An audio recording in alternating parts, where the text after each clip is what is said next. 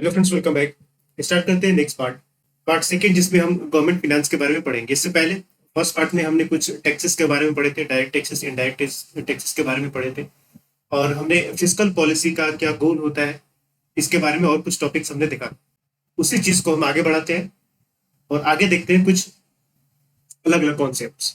तो यहाँ पर सबसे पहले देखने को मिलेगा आपको नेचर ऑफ गवर्नमेंट बजट। सरकार का जो बजट होता है उसका नेचर क्या होता है। तो यहाँ पर कुछ आपको डेफिसिट के बारे में बताया गया है कि कई तरीके के डेफिसिट यहाँ पर यूज किए जाते हैं, टर्म्स यूज होते हैं। एक होता है budgetary deficit, fiscal deficit, revenue deficit and primary deficit. Films में यहाँ से क्वेश्चन आते हैं। तो ये बहुत कुछ कठिन चीज नहीं है, बस एक आपको बेसिक चीजें समझनी है, बस वही है। बजटरी डेफिसिट का मतलब होता है total receipt less total expenditure, यानी कि आपकी जितनी इनकम हुई माइनस टोटल आपका एक्सपेंडिचर, ये आपका हो जाएगा budgetary deficit. Income minus minus expenditure, तो टोटल की बात कर रहे हैं। जब हम फिजिकल डेफिसिट की बात करेंगे तो फिजिकल डेफिसिट में भी यही होता है, बस फर्क ये होता है कि जो रिसिट होता है, यानी कि जो आपका इनकम है, उसमें से आपने जो मार्केट बोरिंग करके सरकार जो लाती है उसको यहाँ से एक्सक्लूड कर देना है। यानी कि इस इनकम में से क्या करना है कि जो मार्केट बोरोइंग है, सरकार जो मार्केट से बोरो करके लाई है पैसा, उसको बस यहाँ से माइनस कर देना है इनकम में से। उसके बाद जो इनकम बचा उसमें से आप एक्सपेंडिचर को, टोटल एक्सपेंडिचर को माइनस कीजिए। ये हो गया आपका physical deficit. Okay. Revenue deficit की बात करें तो ध्यान रखिएगा यहाँ पर रेवेन्यू की बात हो रही है। तो यहाँ पर रिसिट और एक्सपेंडिचर दोनों ही रेवेन्यू होगा। हमने फर्स्ट पार्ट में पढ़ा था कि जो आपका इनकम हो या फिर जो आपका एक्सपेंडिचर होता है, ये दोनों तरीके का होता है, या तो रेवेन्यू भी हो सकता है या फिर वो कैपिटल भी हो सकता है। तो यहाँ सिर्फ रेवेन्यू डेफिसिट की बात कर रहे हैं, तो हम इनकम का भी रेवेन्यू पार्ट लेंगे और एक्सपेंडिचर का भी रेवेन्यू पार्ट लेंगे, कैपिटल पार्ट हम यहाँ पर नहीं लेंगे। ठीक है। तो revenue receipt minus revenue expenditure. इसके बाद बात होती है प्राइमरी डेफिसिट की। तो प्राइमरी डेफिसिट में क्या होता है कि जो आपका फिजिकल डेफिसिट है उसमें से आप इंटरेस्ट पेमेंट को घटा देते हैं। उसके बाद जो फिजिकल डेफिसिट बचता है वो आपका होता है प्राइमरी डेफिसिट। ठीक है। तो इंटरेस्ट पेमेंट क्यों उसमें से माइनस किया जाता है, इसका एक जनरल रीजन ये है कि इससे पता चलता है कि एक्चुअली आपको कितना इंटरेस्ट देना है, या फिर इंटरेस्ट के अलावे और क्या क्या चीजें हैं जिसकी वजह से आपका ये फिजिकल डेफिसिट हुआ है। ठीक है। तो इंटरेस्ट पेमेंट को अगर हटा दीजिएगा तो एक तो वही पता चलेगा ना कि आपको इतना इंटरेस्ट देना है, अपनी आपकी इतनी लाइबिलिटी है। और दूसरी चीज कि फिजिकल डेफिसिट में और क्या चीजें हैं जिनकी वजह से वो डेफिसिट हुआ है, ये भी आपको पता चले। इसके लिए यहाँ पर प्राइमरी डेफिसिट जो होता है वो कंक्लूड किया जाता है।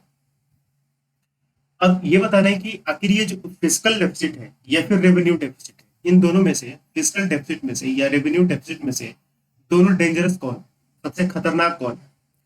ठीक है। इनमें सबसे खतरनाक होता है या सबसे ज्यादा नुकसानदायक जो होता है वो होता है रेवेन्यू डेफिसिट।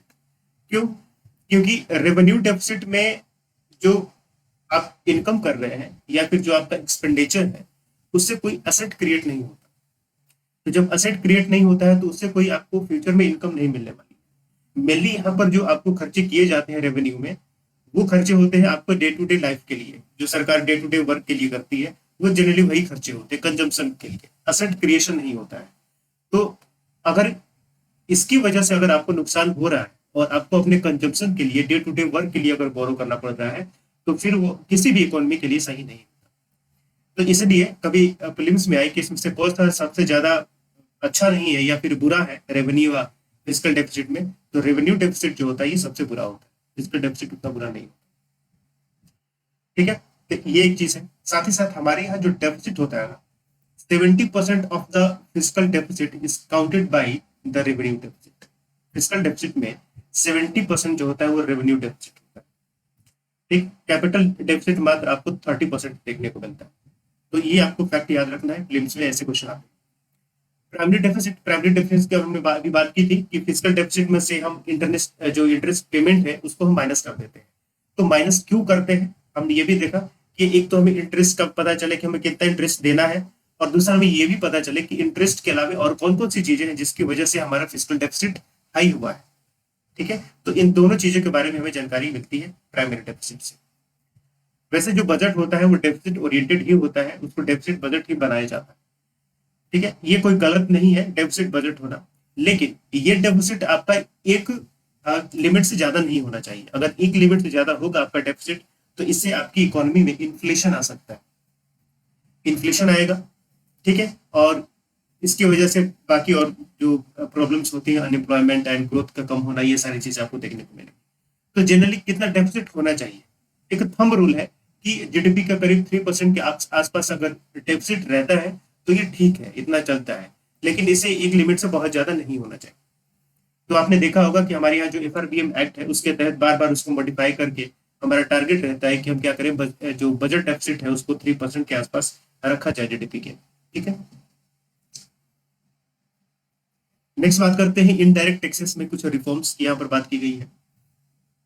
तो पहले पार्ट में भी हमने देखा था कि हमारे यहाँ जो इनकम आता है उसमें से मैक्सिमम इनकम जो होता है वो डायरेक्ट टैक्सेस से आते हैं। डायरेक्ट टैक्सेस कितना इनकम आता है, 55%, और इनडायरेक्ट टैक्सेस से कितना आता है, 45%। ठीक है, तो indirect taxes contribute about 45% of the tax revenue, और इसमें जो मेजर सोर्स होता है इनडायरेक्ट टैक्स का वो होता है excise duty, major source. Indirect taxes में भी जो सबसे ज्यादा आते हैं पैसे वो एक्साइज ड्यूटी से आते हैं। अब जीएसटी वगैरह आ गया है तो इनको एक्सक्लूड कर दिया गया है, लेकिन अभी भी एक्साइज ड्यूटी कुछ कुछ चीजों पर लगती है। तो ये जो एक्साइज ड्यूटी होता क्या है, जब प्रोडक्शन होता है ना, तो जो प्रोडक्शन पर जो टैक्स लगाया जाता है उसे हम एक्साइज ड्यूटी कहते हैं। ओके, अब इसके साथ इशू क्या है, किसी भी इनडायरेक्ट टैक्स के साथ इशू क्या है, पहला इशू होता है कि ये रिग्रेसिव होता है नेचर में।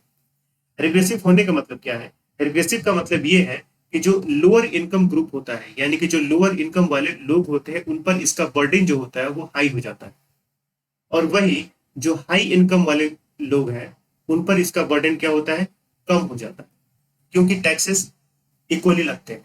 फॉर एग्जाम्पल कि मान लीजिए कोई आप प्रोडक्ट खरीदते हैं उस पर अगर 10% टैक्स लग रहा है, ठीक, 10% टैक्स लग रहा है, तो मान लीजिए कि एक आदमी है जिसका इनकम 1,000 रुपए है, तो इसका कितना प्रतिशत हुआ, ये लगभग 1% हुआ। ठीक है, 10% कितना हुआ, सॉरी 1 रुपए हुआ। ठीक, वहीं किसी का इनकम 10,000 रुपए है, तो 10,000 वाले को भी ये 10% ही देना है, तो उसका कितना हो जाएगा, उसका और आपको पॉइंट में चला जाएगा, पॉइंट में चला जाएगा ना। तो हाई इनकम वाला जो पर्सन हुआ इस पर इसका बर्डन क्या हो गया, कम हो गया, लेकिन जो लोअर इनकम वाला होता है उस पर इसका बर्डन ज्यादा हो जाता है। बशर्ते कि ये सेम लगता है दोनों पर, दैट्स व्हाई इसको हम रिग्रेसिव कहते हैं नेचर। इसके अलावा multiple excise structure with multiple rates, आपको पता है कि बहुत सारी चीजें हैं जिन पर अलग अलग एक्साइज ड्यूटी लगती है। एक्साइज ड्यूटी कोई यूनिफॉर्म नहीं होता। ओके, आप क्या प्रोडक्शन कर रहे हैं उसके अकॉर्डिंग उस पर एक्साइज ड्यूटी लगती है। तो अब अलग अलग एक्साइज ड्यूटी लगती है आपकी, फिर मल्टीपल रेट्स होते हैं उसके, इसकी वजह से क्या होता है ना कि आपको टैक्स डिविजन देखने को मिलेंगे, मामले आपको कोर्ट में चले जाते हैं, रेवेन्यू लॉस आपको गवर्नमेंट को देखने को मिलता है इन सब सारी चीजों की वजह से। इसके अलावा इसका कैस्केडिंग इफेक्ट भी होता है इंडायरेक्ट टैक्सेस का। कैस्केडिंग इफेक्ट का मतलब क्या हो गया कि ये हर स्टेजेस पर लगते हैं। ठीक है, फॉर एग्जाम्पल कि मान लीजिए कोई कार बनाने वाली कंपनी है, वो हर चीज कार के पार्ट्स अपने यहाँ नहीं बनाती है, बहुत सारी चीजें वो अलग अलग जो मैन्युफैक्चरर होते हैं उनके यहाँ से वो लेती है। तो मान लीजिए एक टायर बनाने वाली कंपनी है, उसने टायर बनाया, ठीक है, एक उसके जो मिरर्स वगैरह होते हैं वो बनाने वाली कंपनी है, कुछ सीट्स उसके बनाने वाली कंपनी है, तो कुछ कंपनी एयर बैग्स बनाती है जो कार में यूज किए जाते हैं। तो एक कार बनाने वाली कंपनी ये अलग अलग मैन्युफैक्चरिंग से ये खरीदती है। तो इसने टायर बेचा तो इस पर भी इनडायरेक्ट टैक्स लगेगा, इसने मिरर बेचा इस पर भी इनडायरेक्ट टैक्स लगेगा, ये सब इनडायरेक्ट टैक्स लगेगा, और ये खरीदेगा एक यूनिट जिसको कार अल्टीमेटली बनाना है। और वो जब कार बनाएगा तो फिर जब कार बेचने जाएगा उस पर भी इनडायरेक्ट। तो ये हर स्टेज पर ही आपको इनडायरेक्ट टैक्स लगते जाता है, जिसकी वजह से और उस प्रोडक्ट का जो प्राइस होता है वो इंक्रीज हो जाता है। ठीक, तो इसको कहते हैं कैस्केडिंग इफेक्ट, यानी कि पहले से जो लगा हुआ है उसका आपको इफेक्ट बिल्कुल लास्ट तक देखने को मिलता है। समझ गए, तो ये इसका इशू हो जाता है इंडायरेक्ट टैक्सेस के साथ। सॉल्यूशन क्या है, सॉल्यूशन सरकार पहले एक वैल्यू एडेड टैक्स लेके आए। तो वैल्यू एडेड टैक्स का मतलब क्या हुआ, यहाँ पे है वैल्यू एडेड, यानी कि वैल्यू एडिशन। तो जब कोई भी प्रोडक्ट जिस पर अगर वैल्यू ऐड किया जाएगा तो फिर उस जितना वैल्यू ऐड होगा उस पर टैक्स लगेगा। फॉर एग्जाम्पल मान लीजिए कि हम कोई चीज खरीद के लेके आए, जैसे कि फॉर एग्जाम्पल हम आयरन लेके आए अपने यहाँ, हमें आयरन से कुछ प्रोडक्ट्स बनाने होंगे, रॉड बनाने होंगे, गेट बनाने होंगे, विंडोज बनाने होंगे। ठीक है, तो अब आयरन हम जो खरीद के लेके आए 100 रुपए में, और हम मुझे विंडो बनाने में लगा 10 रुपए, तो हमने कितना वैल्यू ऐड किया? 10 रुपए। तो ये जो टैक्स लगेगा किस पर लगेगा? 10 रुपए पर लगेगा, क्योंकि ये हुआ इसका वैल्यू एडिशन। तो ये पूरे 100 रुपए पे नहीं लगेगा। ठीक है, तो ये होता है आपका वैल्यू एडेड टैक्स। वैट के बाद एक नया टैक्स ये लेके आए जिसका नाम था मॉडिफाइड वैल्यू एडेड टैक्स। तो इसमें क्या किया गया कि इसमें पार्शियल एडजस्टमेंट किया गया। जैसे पहले वैट था वो हर स्टेज पर लगता था, लेकिन सिर्फ वैल्यू एडिशन पर लगता था।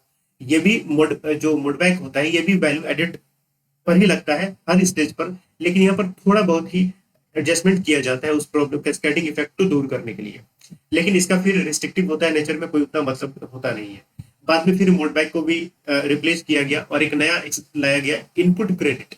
इनपुट क्रेडिट का मतलब ये हो गया कि जो एक फाइनल प्रोडक्ट बनाने में जो टैक्स पहले से हर स्टेज पर टैक्स लगता हुआ है। फॉर एग्जाम्पल, इन्होंने एक टायर खरीदा, टायर जो कि असेंबल होकर कार में लगेगा। ठीक है, तो जो जिससे टायर खरीदा वहां से इन्होंने टैक्स लिया, ये टैक्स कार वाला ले जाके बेचेगा। तो अब ये क्या हो गया कि 2 बार टैक्स देना पड़ा ना। यहाँ पर भी टायर का टैक्स लगा था, और टायर इसमें अब इंक्लूड हो गया इस कार में, तो यहाँ पर भी ओवरऑल इसका टैक्स देना पड़ रहा है। तो यहाँ पर क्या हो जाएगा, फिर ये जो कंपनी होगी, ये कार बनाने वाली कंपनी, वो क्या करेगी, सरकार के पास कहेगी कि हमने तो एक प्रोडक्ट पर 2 बार टैक्स दे दिया, ये तो गलत बात है। तो फिर हमें एक पहले वाला जो इनपुट टैक्स है, जो हमें टायर खरीदा था उस समय जो टैक्स दिया था, वो हमें वापस कर देते हैं। तो ये होता है इनपुट क्रेडिट। ठीक है, तो ये सब किया गया। उसके बाद अगेन सीनवेट लाया जाता है। तो ये सारे एक ही तरीके के टैक्सेस होते हैं। बाद में 2017 में आपको पता है कि जीएसटी को फिर इनरोल किया जाता है। तो जीएसटी के बारे में हम थोड़ा डिटेल में पढ़ेंगे नेक्स्ट पार्ट में, जो तीसरा पार्ट आएगा और फाइनल पार्ट होगा उसमें हम जीएसटी के बारे में पढ़ेंगे। तो ये कुछ आपको रिफॉर्म्स किए गए हैं इनडायरेक्ट टैक्सेस में। इसके अलावा भी बहुत सारी चीजें हैं, कहाँ पर क्या कम किया गया, बहुत सारे एग्रीमेंट साइन किए गए, ये वो बहुत सारी चीजें। तो वो आपको करंट के अकॉर्डिंग अपडेट होते रहना है कि करंट में क्या हो रहा है, अदरवाइज पूरी कहानी लिखनी नहीं है। डायरेक्ट टैक्सेस की बात करें तो मैंने कहा कि डायरेक्ट टैक्सेस जो होते हैं आपको टैक्स रेवेन्यू में इनका 55% सबसे ज्यादा योगदान होता है, और ये प्रोग्रेसिव होते हैं नेचर में। तो प्रोग्रेसिव होने का मतलब क्या है कि आपकी जितनी ज्यादा इनकम आप पर उतना ज्यादा टैक्स होता है ना। इसमें टैक्स स्लैब्स होते हैं। अगर आपकी इनकम कम है तो आपको कम टैक्स देना पड़ेगा, इनकम टैक्स। अगर आपकी इनकम ज्यादा है तो ज्यादा टैक्स देना पड़ेगा। ओके, तो ये प्रोग्रेसिव होता है, उल्टा होता है आपको इनडायरेक्ट टैक्स का। फिलहाल अभी करीब 4% जो इंडियंस हैं वो टैक्स पे करते हैं, मात्र 4%, बहुत ही कम है। तो अब बात यहाँ पर यह आती है कि आखिर कौन से तरीके ऐसे हो जिसकी वजह से हम क्या करें, टैक्स रेवेन्यू को बढ़ा पाए। ठीक, तो यहाँ पर 3 बातें बताई गई हैं कि 3 तरीके से टैक्स का यहाँ पर तरीका हो सकता है कि बढ़ाया जा सकता है। तो एक तरीका क्या हुआ, increase the direct tax rates, यानी कि जो टैक्स रेट्स है उनको आप बढ़ा दीजिए। जैसे कि इनकम टैक्स रेट, उनको आप बढ़ा दीजिए।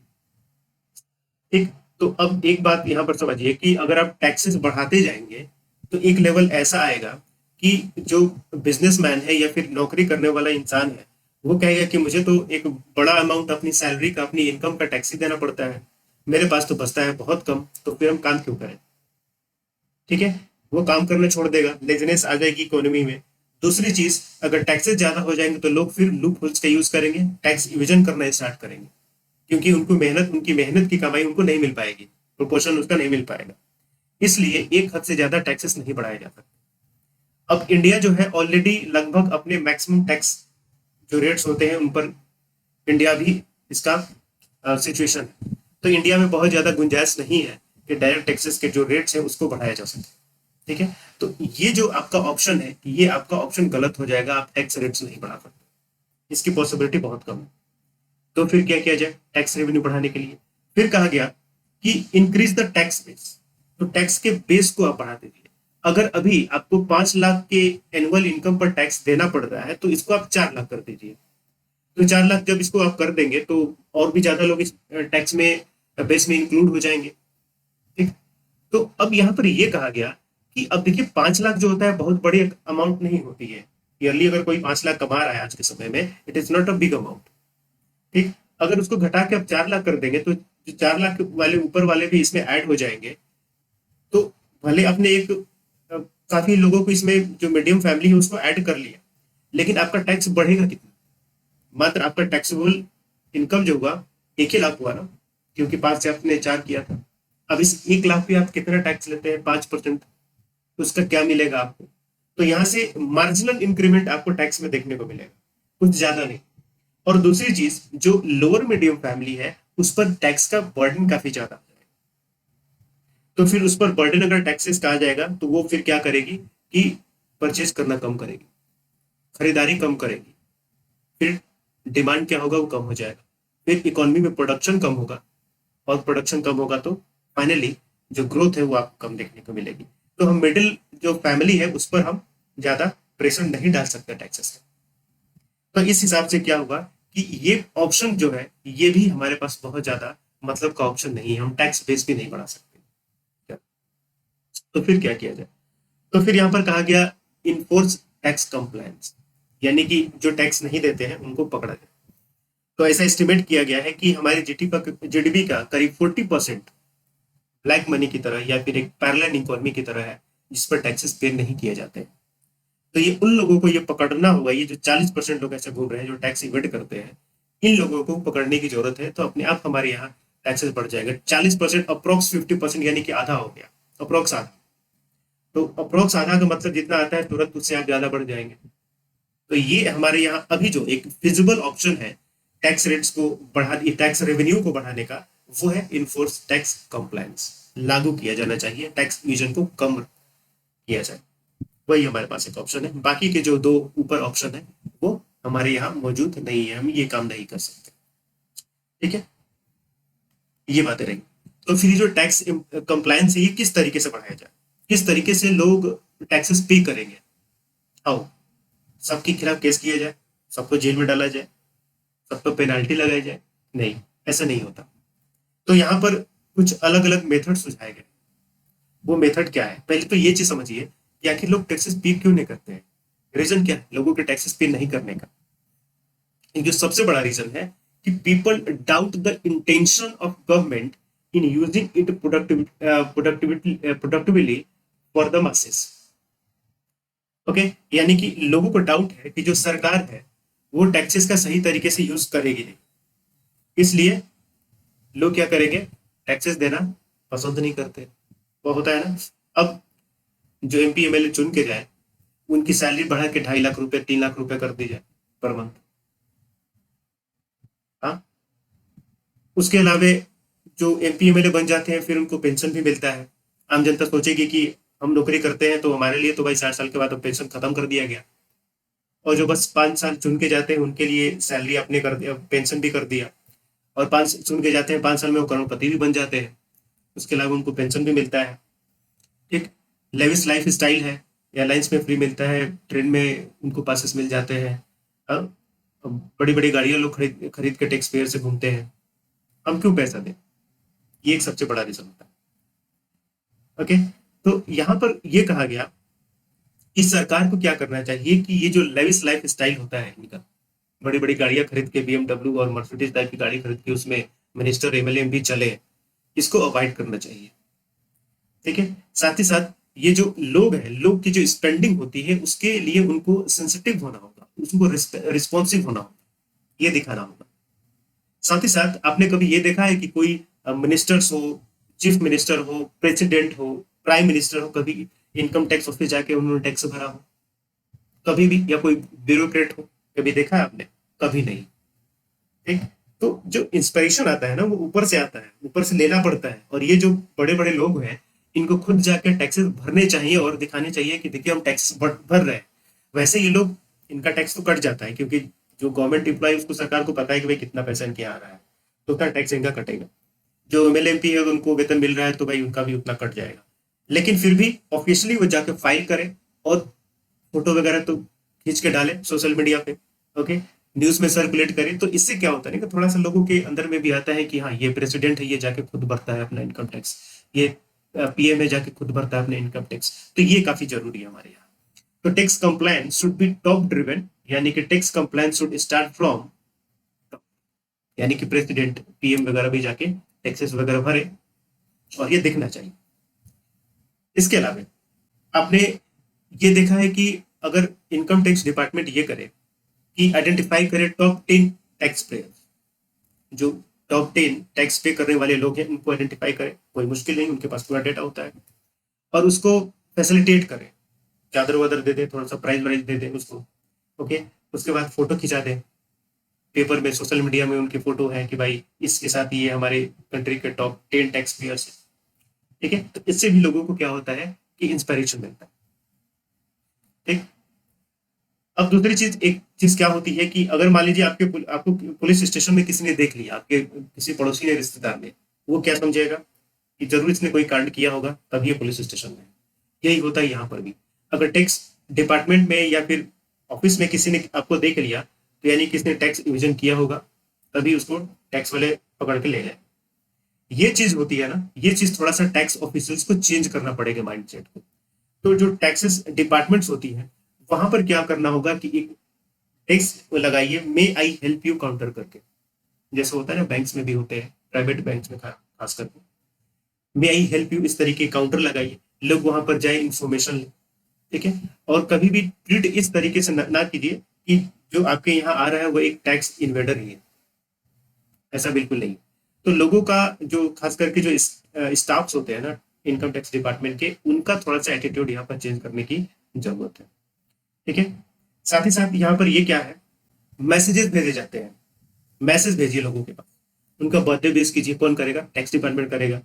उनका बर्थडे बेस कीजिए, अगर उन्होंने टैक्स पे कर दिया तो फिर उसको मैसेज भेजिए। तो ये मैसेज कैसा भेजते हैं ये मैसेज, तो ये मैसेज कैसा करते हैं, ये मैसेज करते हैं कि your tax application has been approved and submitted successfully, okay, check your details, the link given below. वो मैसेज ऐसा करते हैं। तो उसने भरा हुआ है, उसके पास मैसेज आगे अपने मालूम समझ लिया। उसके बाद आप एक मैसेज ये भी भेजिए कि thank you for your supporting in the development of nation, thank you for your contribution in the national wealth and national pride, okay, you are a responsible citizen and we are congratulations to you. कुछ इस तरीके का message भेजिए, birthday भेज कीजिए उनको, जैसे bank वाले कभी कभी भेजते हैं, एसबीआई वाले भेजते हैं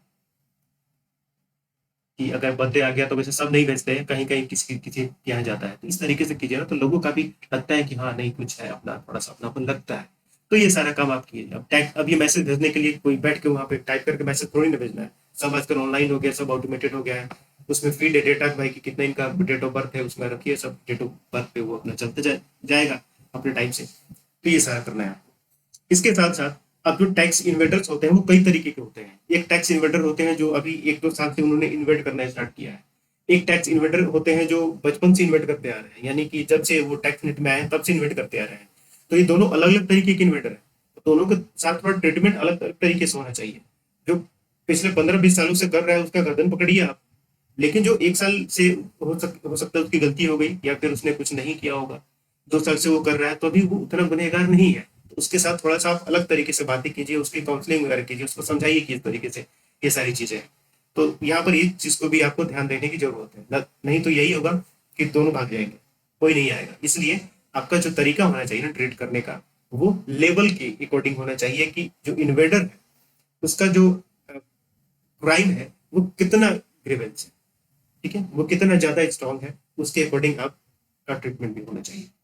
तो ये कुछ आपको यहाँ पर टैक्स कंप्लायंस के बारे में यहाँ पर बताए गए कि इस तरीके की ये सारी चीजें यहाँ पर डिपार्टमेंट के द्वारा, इनकम टैक्स डिपार्टमेंट के द्वारा यूज किए जाने चाहिए, या जो भी टैक्स डिपार्टमेंट है उसके द्वारा यूज होंगे। तो फिर एक इफिशियंट टैक्स सिस्टम क्या होगा, तो यहाँ पर कहा गया कि effective tax system should allow for rising revenue without burdening the common man. तो कॉमन मैन पर बिना बर्डन आए ही टैक्स रेवेन्यू इंक्रीज होना चाहिए। तो ये कैसे होगा, इसके लिए यहाँ पर 4 बातें बताई गई। एक है B, E, C and D. B का मतलब बायोन्सी, ई का मतलब इफेक्टिवनेस, सी का मतलब कॉस्ट इफेक्टिव एंड डी का मतलब न्यूट्रल टू इकोनॉमिक डिसीजंस। तो बी का मतलब बायोन्सी यानी कि rise tax revenue with increased growth of income economy rather than changing the tax rates. तो टैक्स रेट्स को आपको बढ़ाना नहीं है, आपको इकोनॉमी को ग्रोथ करना है, और जब इकोनॉमी ग्रोथ करेगी तो लोगों का इनकम भी ग्रोथ होगा। तो जब इनकम ग्रो करेगा तो फिर उनका टैक्स जो स्लैब होता है वो भी शिफ्ट होता रहेगा, तो आपको ज्यादा उससे रेवेन्यू मिलेगा। तो ये काम करनी है। इफेक्टिवनेस आपको बढ़ाना है, यानी कि जो कंप्लायंस होते हैं ना वो बढ़ाना है। जो भी 40% अभी जीडीपी का जो आपका ब्लैक मनी के अंडर में है, इनको भी आपको टैक्स नेट के अंडर में ये लाना होगा, कंप्लायंस कराना होगा, ये करना होगा। Cost effective, lower cost of collection with increase tax revenue. Lower cost of collection यानी कि जैसे पहले आजकल तो सब ऑनलाइन इनकम टैक्स का भी हो गया है कि ऑनलाइन फाइल करना है, कोई आपको इशू वगैरह है तो वो भी ऑनलाइन करना है। तो इससे क्या होता है ना कि आपकी मैन पावर कम, टेक्नोलॉजी सब बीच में आ गया, तो इससे क्या होता है कि जो आपका कॉस्ट जो होता है वो लो हो जाता है। तो एक तरफ से अगर आप अपने एक्सपेंडिचर बचाएंगे तो आपका रेवेन्यू अपने आप बढ़ेगा, तो ये आपको ध्यान में रखना है। Neutral to economic decisions, not influencing location of businesses. ठीक है, तो जो डिसीजन इकोनॉमिक डिसीजंस होते हैं यो वो न्यूट्रल होने चाहिए, यानी कि ये इस तरीके से नहीं होना चाहिए कि कोई इन्फ्लुएंशियल बिजनेसमैन है वो आपके डिसीजन को इन्फ्लुएंस कर रहा है। यानी कि कहने का मतलब वही है कि जो टेपिज्म होती है, भाई भतीजावाद वाली स्थिति, वो नहीं होनी चाहिए, नेक्सस नहीं होना चाहिए यहाँ पर सरकार और इंडस्ट्री के बीच में। ओके, तो ये कुछ चार यहाँ पर अल्टरनेटिव्स बताए गए हैं, इन तरीके को यूज करके और भी यहाँ पर रेवेन्यू को बढ़ाया जा सकता है। कुछ और बजट में कुछ पॉइंट्स हैं जो यहाँ पर आपको बताई गई है। एक है जीरो बजटिंग क्या होती है, आउटकम बेस्ड बजट क्या होता है, जेंडर और परफॉर्मेंस बजटिंग क्या होती है। जीरो बेस्ड बजट का मतलब ये होता है कि बजट की स्टार्टिंग आप जीरो से करते हैं। ठीक है, फॉर एग्जाम्पल जैसे कोई डिपार्टमेंट है उसको पैसा देना है बजट में, तो वहां से स्टार्ट कीजिए जीरो से। ठीक है, उनके नीड्स एंड कॉस्ट को आप एनालाइज कीजिए कि उनको एक्चुअली में जरूरत क्या है और किस जरूरत के लिए उनको कितना पैसा दिया जाना चाहिए। ये होता है जीरो बेस्ड बजटिंग। तो जीरो बेस्ड बजटिंग का ऐसा नहीं मतलब ये नहीं होता है कि उनको पैसा नहीं दे, जीरो पैसा दे तो काम कैसे हो, ये नहीं होता। आउटकम बेस्ड बजट होता है, यानी कि आउटकम के बेसिस पर पैसा दिया जाता है। अब पिछले साल कोई स्कीम चलाई गई थी, उस स्कीम ने कैसा परफॉर्मेंस किया, उस परफॉर्मेंस के बेसिस पर अब उनको अगले साल पैसा मिलेगा। ठीक, तो ये होता है आउटकम बेस्ड या परफॉर्मेंस बेस्ड जो बजटिंग होती है। जेंडर बजटिंग, जेंडर बजटिंग जैसे कि कभी कभी आपको बजट में ये किया जाता है कि विमेन के लिए कुछ ज्यादा लोकेशन किए जाते हैं, चाइल्ड के लिए, माइनॉरिटीज के लिए, ट्राइबल्स के लिए, SC ST के लिए, तो इस तरीके से होता है। तो जेंडर बस्टिंग में क्या होता है कि यहाँ पर मेल और फीमेल दो चीजें आएंगी। तो कभी कभी महिलाओं के लिए ज्यादा एलोकेशन किए जाते हैं, कुछ अलग अलग स्कीम लेके आई यहाँ पर लाई जाती है। ठीक है, तो इस तरीके की यहाँ पर बस्टिंग होती है जिसको हम जेंडर बस्टिंग कहते हैं। ठीक है, to consider the gender patterns in society and allocates the resources to the implement policies and programs to help moving society towards a more gender equal society. Performance based जो होता है ये भी एक तरीके से आउटकम बेस्ड ही होता है, जहां पर ओवरऑल प्लानिंग की जाती है कंट्री की और फिर उसके बाद यहाँ पर पैसा एलोकेट किया जाता है।